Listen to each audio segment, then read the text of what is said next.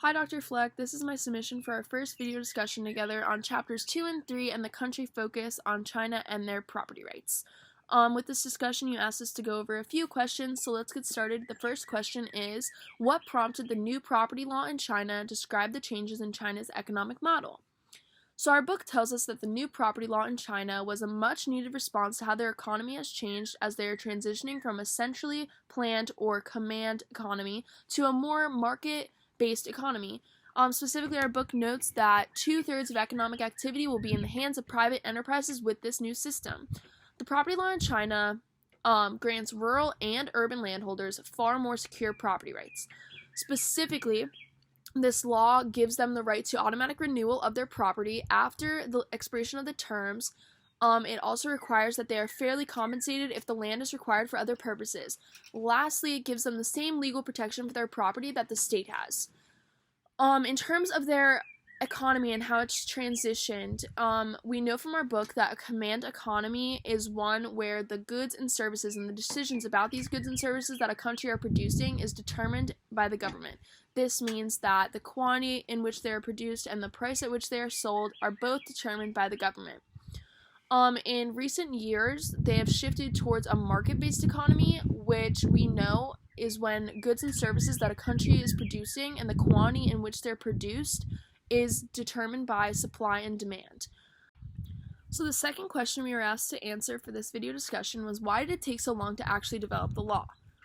From our textbook, we know that the law was put into place in 2007 after being in a so-called stalemate for 14 years. An article that I read from The Guardian tells us that it had been vigorously opposed by a small but influential group of activists, scholars, and retired government officials who described this law as being a move towards unrestrained privatization that would further the social divisions in the country. Our textbook also tells us that left-wing Communist Party activists oppose this law on the basis of their own ideological political party views. So in shorter terms, the third question that we were asked to answer was, explain what this new property law means for Chinese farmers. To answer this question, I couldn't really see a lot in the case study in the textbook, so I went on Google and I found a paper written by the Center for Global Liberty and Prosperity, and it's titled Securing Land Rights for Chinese Farmers. This paper made me aware that China has a population of 700 million farmers who make up approximately 56% of China's total population. This paper notes that the new property law characterizes farmers' rural land use rights as property rights.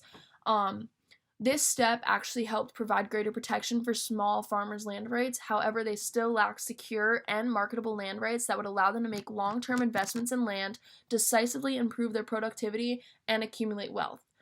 The farmers in China face multiple threats to their land rights from both local government and village officials. One of these is land acquisition. Our book also reiterates this because it says that one of the things that the new law lacked was giving peasants marketable ownership over the land that they farm. So the last thing we need to talk about today is the relationship between the political economy and economic growth. When you take it back to the China case and them trying to pass this new property law, you see that their political economy wasn't all on the same page. You see this just by looking at the two groups of protesters that made this law stay underground for 14 years. I mean, the left side Communist Party and that small group of activists and retired officials that I talked about earlier. But overall, many political issues are economic issues, and there's such a strong relationship between economics and politics because the performance of the economy is one of the key political battlegrounds, no matter what country you live in.